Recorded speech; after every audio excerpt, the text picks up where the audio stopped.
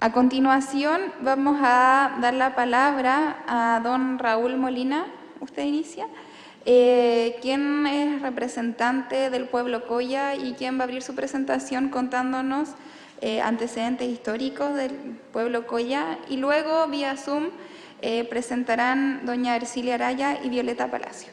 Le doy la palabra a don Raúl, bienvenido. Hay una presentación también, Juan, y muchas gracias.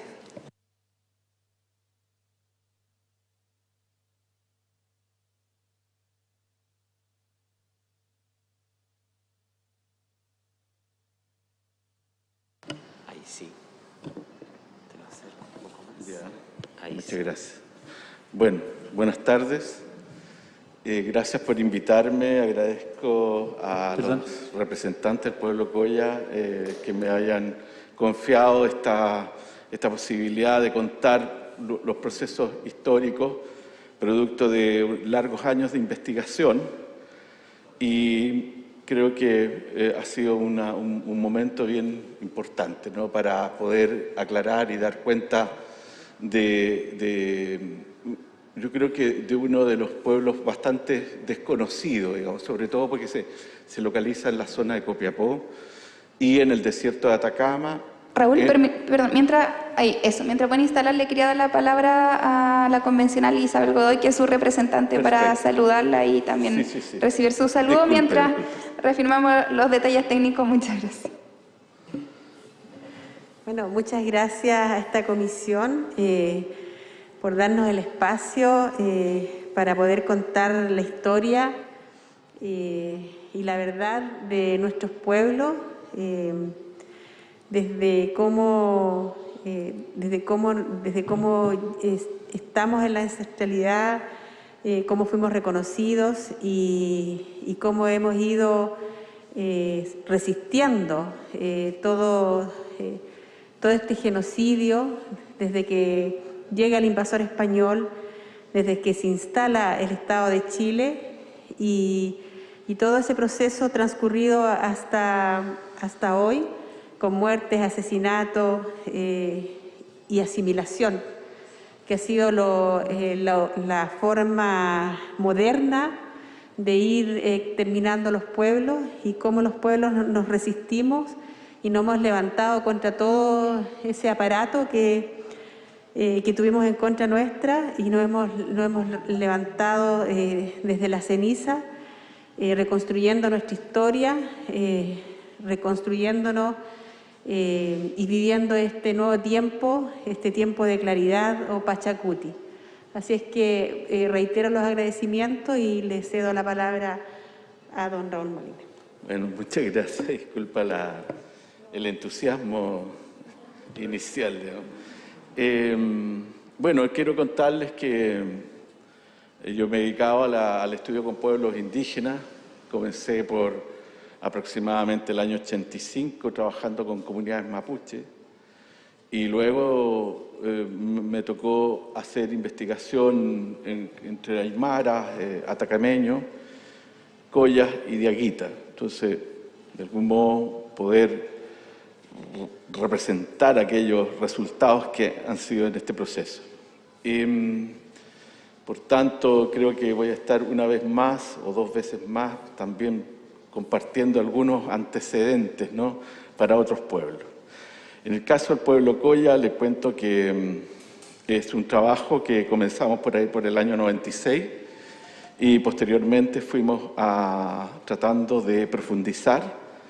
Es un territorio bastante amplio y poco a poco fuimos descubriendo, digo fuimos porque lo hicimos con más investigadores, fuimos descubriendo un poco de la raíz, o sea, cuál era la situación y cómo poder interpretar estos procesos complejos que se dan en la cordillera con pueblos indígenas, y sobre todo en una zona donde la chilenización fue absolutamente, evacuó cualquier tipo, digamos, de presencia indígena, ¿no?, y la invisibilizó. Entonces, eso es una cuestión, digamos, que costaba mucho poder entender qué ocurría. Bueno, yo voy a explicar un poco qué es lo que es el pueblo Coya, ¿no? Podríamos ver la primera Bueno, ahí hay varias fotografías como introducción. ¿Podríamos ver la segunda? Siguiente. Entonces, bueno, mire, el territorio está en el desierto de Atacama. En general está al norte de la cuenca del Copiapó. Entonces, es un territorio que está más allá del río Copiapó y que va desde el desierto de Atacama hacia la cordillera e incluye la Puna o el altiplano de Copiapó. Veamos lo que viene. Bueno, estas son algunas fotografías como para familiarizarnos en este territorio, en el medio ambiente, bastante complejo, difícil de habitar, pero que requiere una cultura profunda de conocimiento del espacio y de su geografía. ¿Podríamos ver el otro? Siguiente. Bueno, y dentro, digamos, de esta especie como que uno ve un gran desierto, indiscutiblemente que hay una serie de lugares que tienen posibilidades de asentamiento, que son Las Vegas y Las Aguadas. Allí tenemos el Agua Dulce y Doña Inés, digamos, dos poblamientos históricos. Podríamos ver la que viene, siguiente. Y aquí la quebrada de Paipote, ya más cerca de Copiapó, el otro está cerca de Potrerillo, y el altiplano. Ustedes ven la foto de allá, es el altiplano de Copiapó. Ahí termina la Puna, ¿no? Comienza en el Perú y termina en Copiapó. Pero es tal el desconocimiento de tratar de un poco sacar este ambiente que está asociado, ¿cierto?, al hombre andino, que en realidad la chilenización incluso sacó este concepto, digamos, de altiplano para poder relegarlo a lo máximo hasta la zona de Atacama. Bueno, veamos lo que sigue. Y este es un catastro que hicimos un tiempo para poder comprender cómo se produce este poblamiento y la transhumancia. Hicimos esta parte de un catastro de Vegas y Aguadas, localizando dónde estaban esos recursos, ¿no?, para poder movilizarse. Entonces, una de las características del pueblo Coya es que se moviliza a través justamente de Las Vegas y Aguadas y a través de los pisos ecológicos, o sea, sube, baja, dependiendo si es invierno o es verano. Y ahí tenemos un poco una parte, digamos, de que es la representación de estos pequeños, digamos, recursos que permiten efectivamente la movilidad con el ganado. Podríamos ver, siguiente, por favor. Bueno, y aquí ya algunas fotografías que van dando cuenta de que hay un poblamiento, ya incluso habían zonas, por ejemplo, Doña Inés, donde habían terrazas de cultivo, y bueno, y esa zona también ha tenido cambios climáticos importantes y cambios ambientales, reducción del agua y, por tanto, abandono de ese lugar. Pero aquí uno va viendo entonces este poblamiento que es disperso y que es sobre un gran territorio. ¿Qué sigue? El origen de los Coya. El tema, digamos, cuando nosotros tratamos los pueblos andinos, y yo me imagino que cualquier otro pueblo indígena, es que no existe la frontera.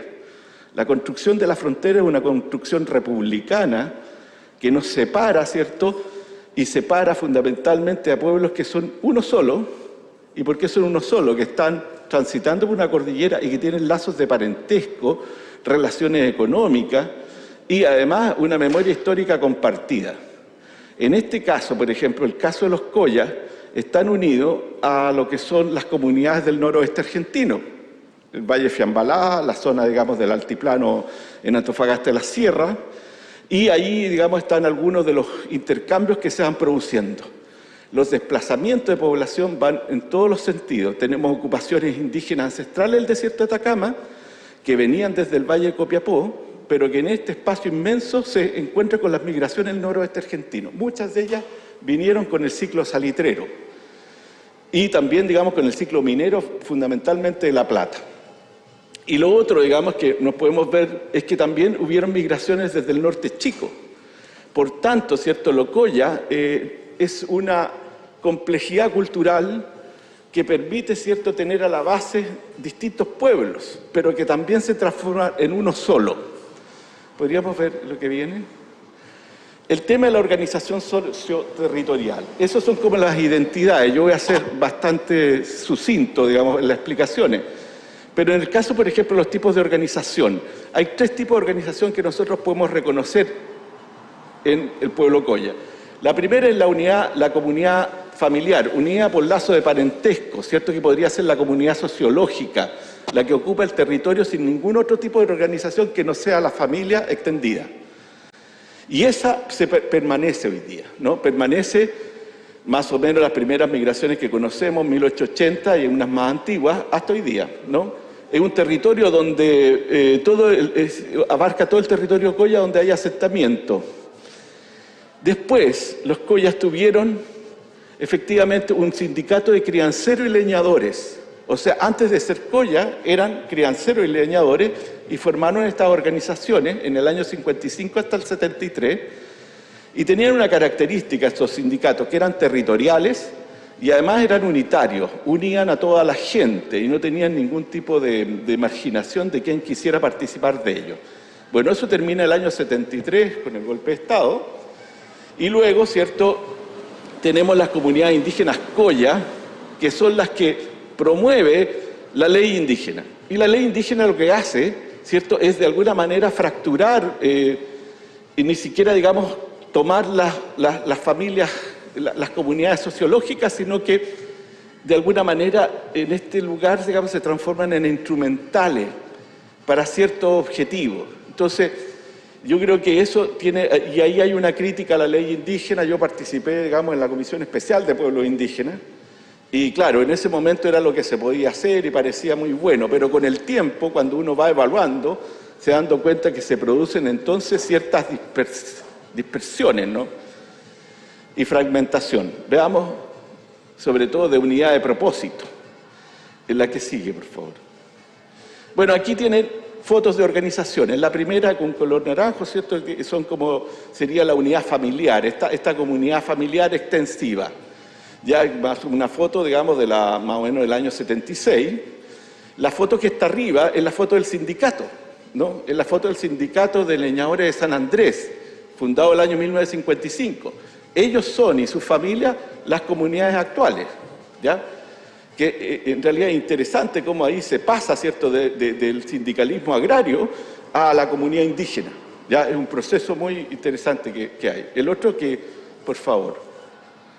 Bueno, el territorio indígena, apropiación colonial. ¿Sobre dónde se da? Porque uno dice, bueno, ya vimos la geografía, vimos el medio ambiente, vimos dónde están los asentamientos, vimos los recursos, pero estos recursos pertenecían desde 1643 a la estancia Potrero de la iglesia, entregada como una concesión inmensa, ¿cierto?, en el desierto. Podríamos ver el que sigue. Se le entrega y es prácticamente toda esa extensión en rojo, porque los límites hacia el norte no estaban bien definidos. O sea, ya todo el problema del siglo XIX en el desierto de Atacama era donde estaba el límite chileno-boliviano, e incluso esta estancia o esta hacienda llegaba hasta Bolivia, digamos, ¿no? Entonces, pero quedó abierta, digamos. Y por el otro lado Argentina y por abajo el camino del Inca. O sea, todas esas tierras pertenecían a la iglesia. Podríamos cambiar Bueno, todo esto va a cambiar en el año 1836, en que se lo vende, digamos, a la familia Goyeneche, que después se casa con los Cauciño, y después se va a constituir la sucesión Cauciño-Goyeneche, que todavía es propietaria de las tierras, de una parte. Y aquí tenemos dos fotos, una foto bastante famosa de Gessner, digamos, el año 1936, y todavía las construcciones, ¿cierto?, que uno podría ver en la quebrada Paipote. Esto es lo que se va a llamar la Hacienda La Puerta. Estos eran los lugares que tenían posibilidades de agricultura y agua. Lo demás era solamente pastoreo. ¿Qué sigue, por favor? Bueno, y en 1986 los potreros de la iglesia pasan a ser tierras fiscales, porque hay un juicio largo, ¿cierto?, donde finalmente el Estado no ejecuta primero una sentencia del año 1956, la viene a ejecutar casi 30 años después o 20 años después, y finalmente determina que todas las tierras son fiscales, todas las tierras de la cordillera son fiscales, con excepción de aquellas tierras, ¿cierto?, que se les reconoce en la Hacienda La Puerta a la asociación Cousillo Goyeneche,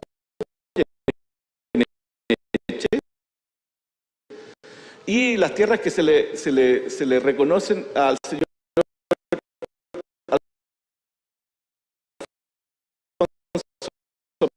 Provence, que había sido intendente en los años 80 de Copiapó, y se le entregan las tierras de abajo del río Jorquera, que bueno, están en y 2013 el Estado va a reconocer parcialmente tierra y en forma discriminada la entrega. Y aquí, digamos, yo creo que hay una política indígena que también habría que revisar, digamos, porque lo que va a ocurrir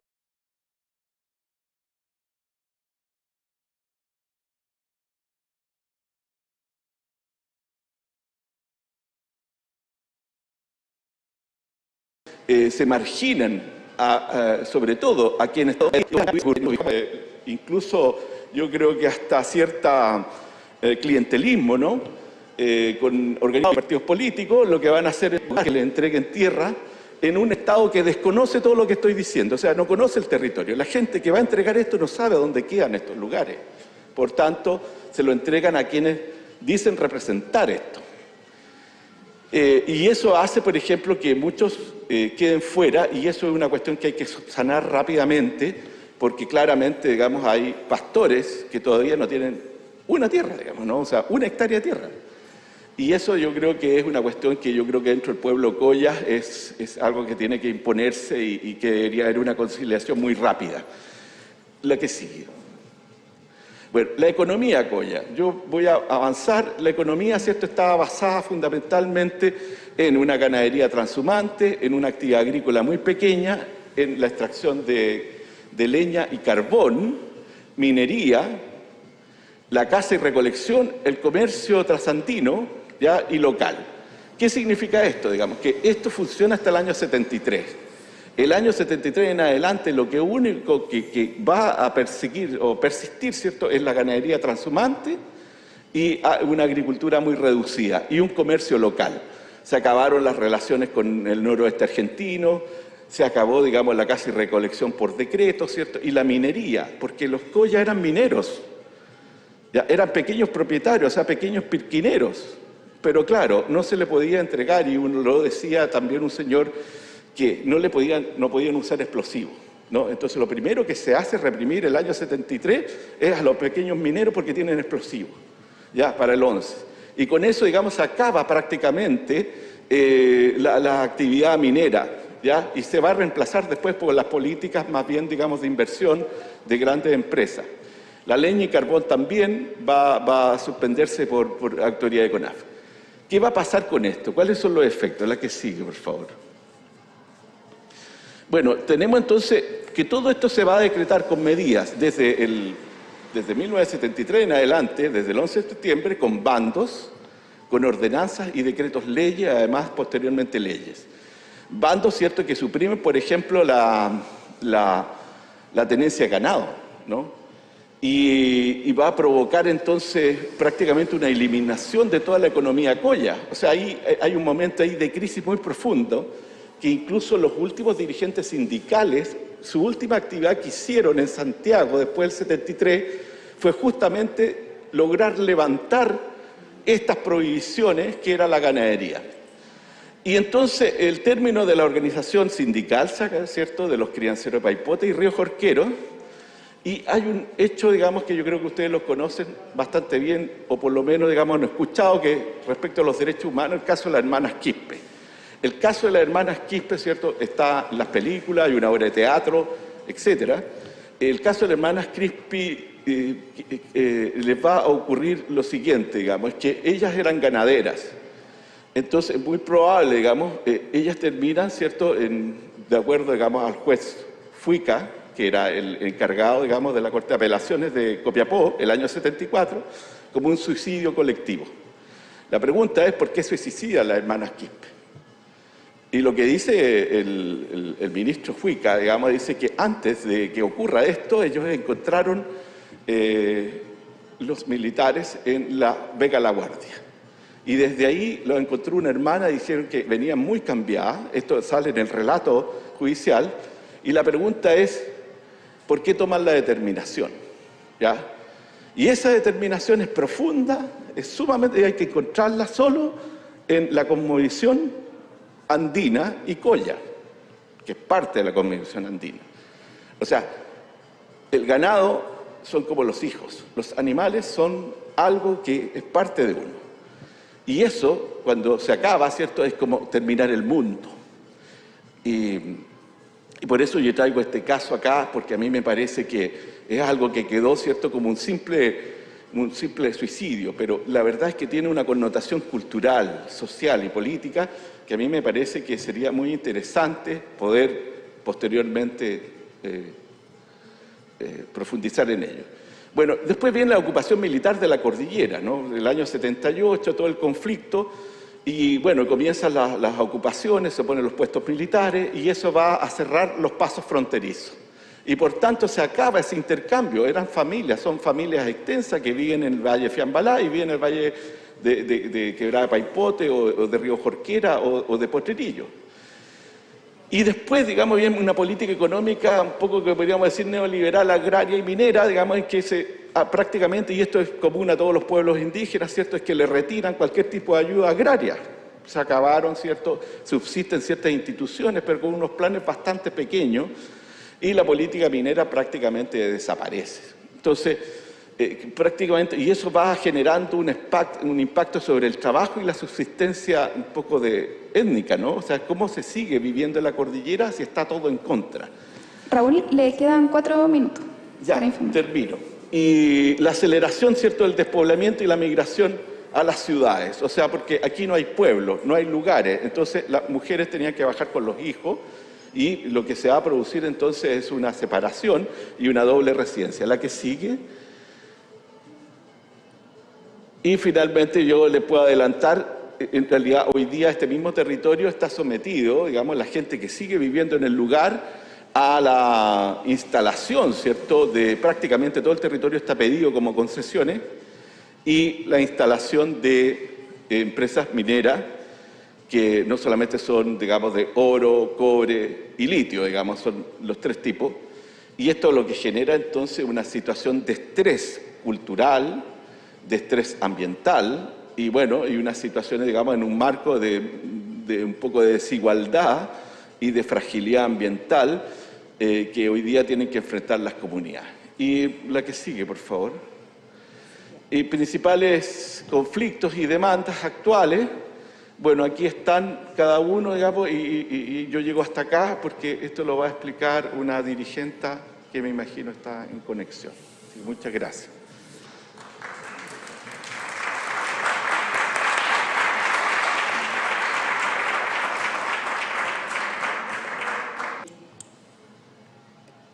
Buenas tardes, mi nombre es Cecilia Araya Altamirano, presidenta de la comunidad indígena Payote. Le estoy hablando de acá, de la misma extraña de la tierra, de la cordillera de Copiapó, a 200 kilómetros,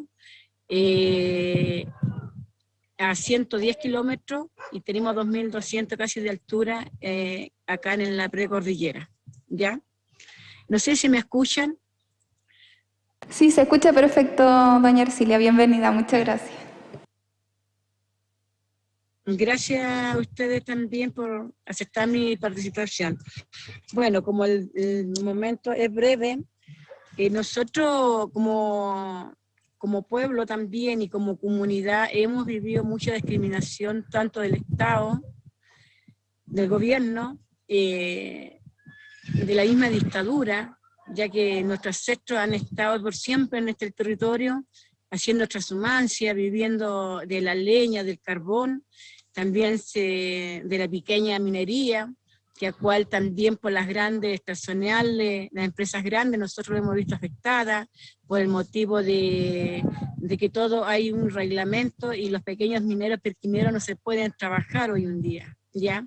No estamos el estatuto a nivel nacional o de las grandes estacionales para nosotros combatir en eso. También lo afecta mucho el tema de las aguas, el tema de repente, nosotros nos interesa mucho entender de que el Estado tiene que poner un orden a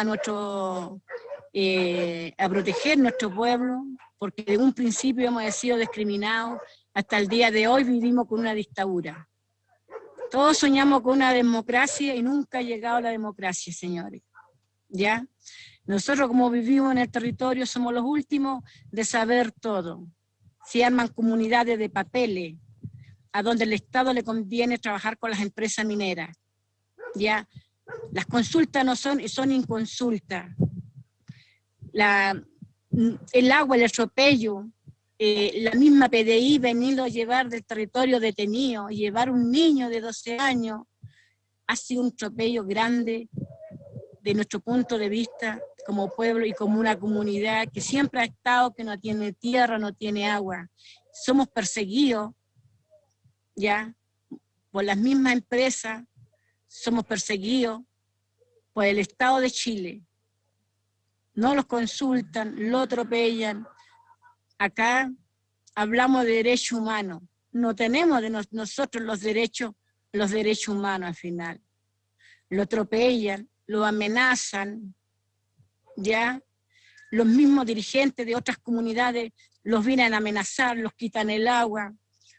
Y somos una comunidad de territorio vivido por generaciones. Y eso no puede estar pasando. Queremos que regulen la situación. Cada comunidad debe tener su estudio antropológico, cada territorio que le corresponde. ¿Ya? Con las hermanas Quispe, que de nuestra comunidad, que son familiares de don Gilberto Pastén Quispe, no son familiares de otros Quispe, porque hay varios Quispe. ¿Ya? Ahí hemos quedado impune la muerte de ella. Nadie lo ha dicho nada, señores. Nadie. Lo he dicho, vamos a seguir, todo ha quedado ahí determinado. Mi padre fue perseguido por pasar gente al otro lado. Perdimos todos nuestros animales. Ya mataron a mi cuñado en la estación Paipote, le dieron 5 balazos. Ya fueron del mismo golpe de Estado. Aquí hasta el día de hoy no hay justicia. No se habla de justicia. Nosotros creemos que el gobierno del Estado de Chile, con todos los senadores, cada presidente que pasa, somos una burla de nuestros pueblos. No tenemos respeto. Llegan a las 2, 3 de la mañana, lo andan amenazando, los roban los animales, los mandan a matar. No tenemos una vida nosotros ancestralmente. Nosotros vivimos de la cosmovisión, vivimos de la tierra, de la Pachamama. Ella nos da el agua, nos da la vida. Nosotros vivimos el día a día de los alimentos. Ahora los recursos que da INDAP, 105.000 pesos. ¿Qué proyecto va a ser un desarrollo? Nada, los agrios, nada, la ganadería, nada. Quieren determinar con el ganado, dice porque somos un estorbo. Pero nosotros mantenimos una cultura, le damos vida al territorio, resguardamos los vegetales, resguardamos las aguas. ¿Por qué? Porque es una vida, es un ecosistema. Ahora el litio, nadie habla del litio, nadie, ¿ya? El litio es un tema peligroso, porque está dentro del planeta, está dentro del territorio. Ellos tienen una cosmovisión, ¿ya? Va a dañar mucho más el ecosistema, ¿ya? Para nosotros es sagrado. En Chile tenemos 3 salares, no hay más, ¿ya? Lamentablemente nosotros somos los afectados. No hacen consulta. Está Codelco porque es del Estado de Chile. Está el señor Errázuriz porque es de los grandes. El agua se lo lleva el senador Prurica, don Rafael Proven. Todavía vivimos en la misma dictadura, señores. No los dejan vivir. Sacamos una gota de agua, los demandan. Nuestros animales se mueren de sed y de hambre. ¿Ya? Puta, le pido a la Constitución de los constituyentes, y gracias por darle la oportunidad, ¿ya? Pero por favor, hay dirigentes que amenazan a sus socios. Hay una problemática grande porque el gobierno, el Estado de Chile con las mineras lo permiten. ¿Ya? No hay una minería moderna, no hay un control en esta situación, señores. ¿Ya? Acá es ley, el que quiere sobrevivir, mata, sobrevive. Pero aquí la minera debe ser una minera moderna. La minería debe ser moderna. Los gerentes de cada empresa ya no deben ser patrón de fondo. Los tratan. Las hierbas medicinales como las maltratan. Los sitios arqueológicos. Los bofedales se secan. Nadie hace nada. Nadie. Todos están interesados en el dinero. no ven que en el territorio hay vida, ni siquiera por las personas que viven en las mismas ciudades, porque a todos les sirven, a todos. ¿Ah? Porque la tierra, el universo es de todos. Todos tenemos el deber y el derecho de protegerla. Muchas gracias, doña Ercilia. No van a...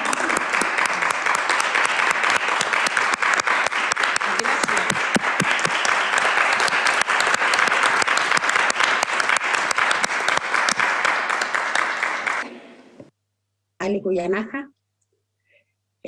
Bueno, yo me voy a referir al pueblo Coya desde la parte, desde nuestra cosmovisión, desde nuestra cultura.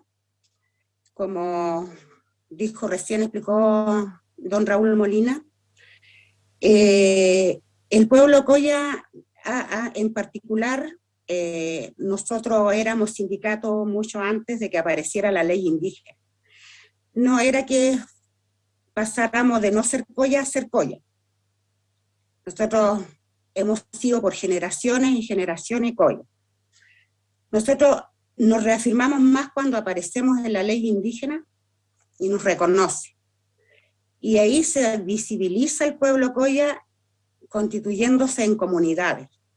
Que ahí concuerdo perfectamente que fue un daño el que se hizo, porque realmente nos enmarcaron en una estructura blanca, con presidente, secretario, tesorero y todo eso. Antiguamente vivíamos en los ayllus, transitábamos libremente. Nuestros abuelos, nuestros bisabuelos nos transmitieron una cultura oralmente, y nosotros sabemos, los más antiguos, como decimos siempre, o los mayores, que nuestro pueblo no nace con la ley indígena, ni tampoco llegamos a este territorio después de la Guerra del Pacífico. Nuestro pueblo tiene una historia mucho más allá. Nuestro pueblo tiene una historia que viene del Alto el Perú, que se llamaba hace muchos años Bolivia. Nacimos en el sur del lago Titicaca. Somos un pueblo andino, tenemos cosmovisión, cosmología y cosmogonía. Nosotros ocupamos la cordillera de los Andes, o el corredor andino, como lo llamamos, también el alto andino. Nos hemos desarrollado siempre en nuestra cultura de la ganadería, de la pequeña minería o mineros artesanales, con el carbón, la caza, la recolección, nuestra artesanía, nuestros tejidos, nuestros telares. Pero si bien es cierto, acá hay algo que ha pasado desde que el pueblo Coya, o desde la conquista de los españoles hacia adelante, el pueblo Coya ha pasado por un tema de negación.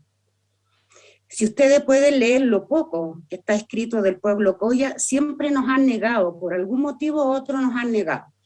Después de las conquistas españolas, si uno lee alguna investigación que hizo la Universidad de Tarapacá, se nos borra el nombre de pueblo Coya y se asimila que somos grupos de algunos pueblos. O también se dice que éramos parte de los mismas otras culturas. Y así desde entonces hemos vivido en el anonimato, pero ha sido un anonimato que lo ha forjado siempre el Estado.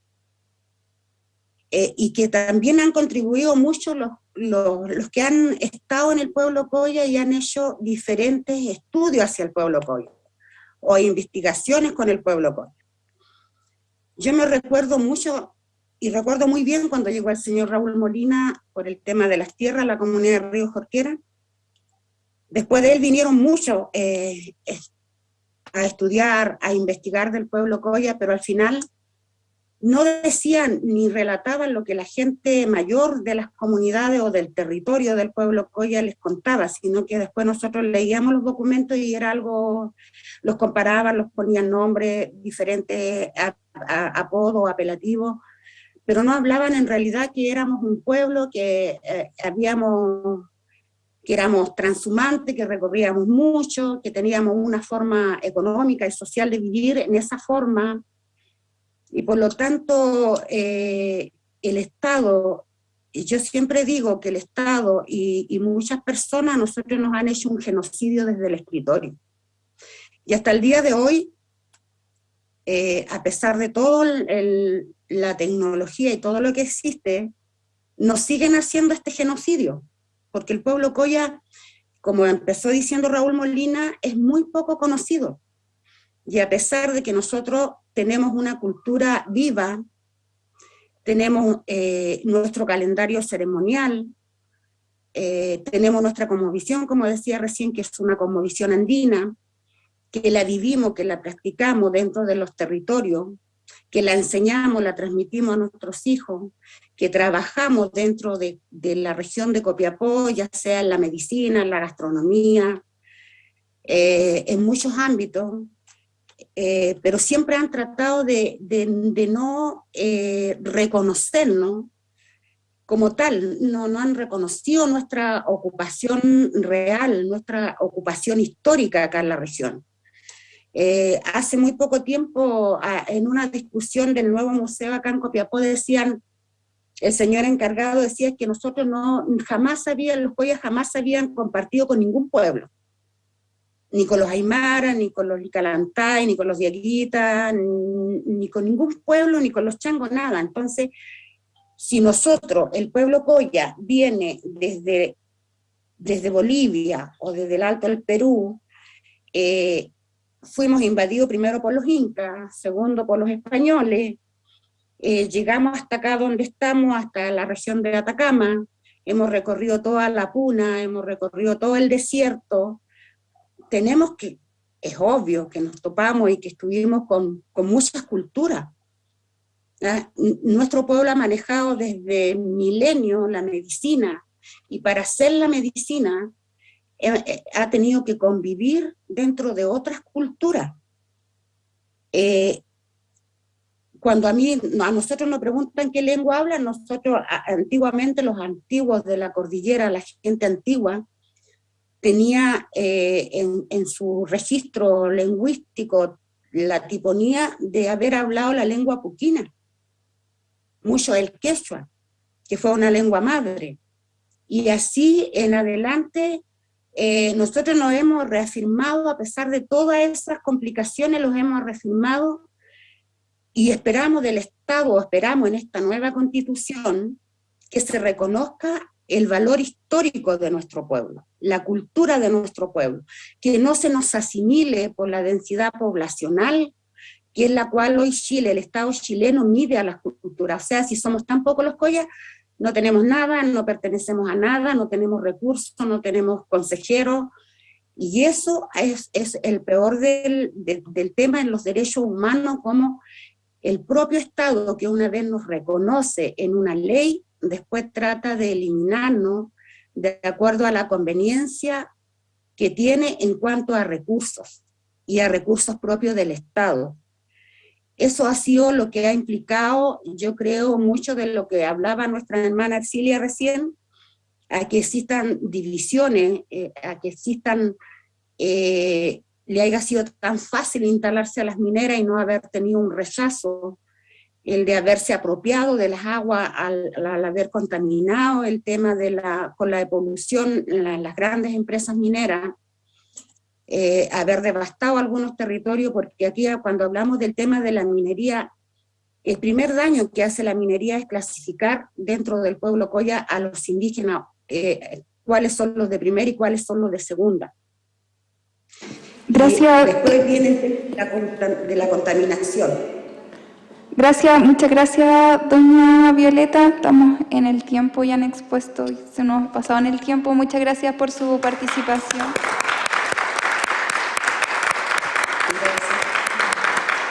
Más que hacer una pregunta, también agradecer el espacio y también, bueno, si nos puede hablar brevemente también del tema en específico en relación con el derecho al agua de los pueblos indígenas a partir de sus investigaciones, muy brevemente, dado el tiempo, o habrán otras sesiones para extendernos mayormente. Pero desde la perspectiva de los derechos humanos, ¿cuál evidencia usted que es una de las problemáticas mayores en relación con aguas y pueblos indígenas? Desde la perspectiva, bueno, lo primero es que el agua es algo que es está unido, digamos, a la cultura. Solamente, digamos, en la cultura occidental el agua está separada, incluso en el periodo de los españoles está unida a la tierra. Yo creo que este fenómeno de separar el agua de la tierra es un fenómeno muy contemporáneo y casi del código de agua. Es la extrema, digamos, es como la separación, una especie no sé, de cirugía mayor, ¿cierto?, en la cual se descuartiza, digamos, un ente que está íntimamente conectado. Yo creo que el tema de las aguas, fundamentalmente, bueno, operan varias cosas. En el caso del desierto de Atacama, primero hay escasez de agua. En segundo lugar, la presión, por ejemplo, en las mineras, implica, digamos, que cualquier proyecto minero requiere, si es de oro o si es de cobre, ¿cierto?, un promedio de 700 a 1000 litros por segundo, ¿no? O sea, y eso es mucha agua. Son caudales, digamos, prácticamente. Y los pueblos, yo creo que están sufriendo la posibilidad, porque esa agua es para abrevadero de los animales, y por otro lado es agua para cultivo. Y la disposición, los estrés ecológicos, porque son economías que están vinculadas al agua, están vinculadas a la disponibilidad y al uso que éstas tienen. Entonces, yo creo que está íntimamente regulado. La única comunidad que logró, por ejemplo, inscribir bajo derecho constitucional las aguas fue la de San Pedro de Atacama. En el caso de otras, porque inscribieron los dos ríos, ¿ya? Y prácticamente hicieron, digamos, todo un estudio para lograr oponerse a la DGA. Hoy día la DGA es la que reparte y es juez y parte en algunas partes. ¿Sí? Es como para, digamos, responder esto. Y bueno, el agua está vinculada, son seres, digamos, vivos, digamos. En el mundo andino el agua está asociado a dioses, también con la evangelización está asociado, no sé, a San Santiago, ¿no? Y bajo ello, digamos, están los dioses como Illapa, que son los que hacen llover, tronar, digamos, y a la vez generan, digamos, todos los recursos necesarios. Eso es lo que yo podría decir. A mí me parece que es inseparable el agua de una cultura, de cualquier cultura de pueblos indígenas. O sea, no hay separación, no existe esto que nosotros tenemos en la cabeza de que uno puede tener acciones de agua, digamos, y mandarlas al mercado. Bueno, eso es, digamos, y yo creo que también hay una prioridad, porque las prioridades son la producción, porque con eso se vive, y en segundo lugar también, digamos, incluso en forma paralela y tan importante, el consumo humano, digamos.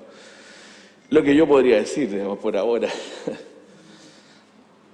Muchísimas gracias, muchas gracias Isabel también por su presencia, ha sido muy importante las palabras de doña Violeta, de doña Ercilia y de Raúl, muchísimas gracias por su participación.